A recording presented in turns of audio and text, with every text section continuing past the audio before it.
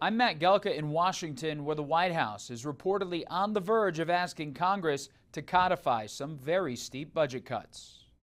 PBS and NPR could see their budgets slashed. The White House called the public broadcasters a grift and trash, with a laundry list of content it didn't agree with. Good morning. The release comes weeks after a hearing debating the public broadcasters' continued congressional funding, and comes as the New York Post reports the Trump administration is on the verge of formally asking Congress to rescind $1.1 billion in funding to the Corporation for Public Broadcasting. The Post cited a memo from White House Budget Director Russ Vought. Every Republican president since LBJ has complained bitterly about their bias, has tried to defund them, has begged them to reform themselves.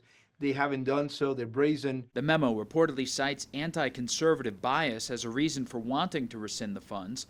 A Pew Research poll from March found only 24% of the public wanted Congress to remove federal funding for NPR and PBS. The principal investigative committee in the House of Representatives has now stooped to the lowest levels of partisanship and political theater to hold a hearing to go after the likes of Elmo and Cookie Monster and Arthur the Aardvark, all for the unforgivable sin of teaching the alphabet to low-income families' children. Vought's memo also looks to codify some of the Department of Government Efficiency's foreign aid cuts. Citing waste that would continue without rescission, the White House could be asking Congress to eliminate $8 billion in funding for the State Department and the now dismantled USAID.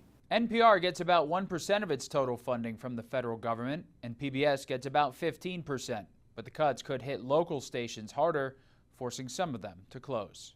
Reporting in Washington, I'm Matt Gelka.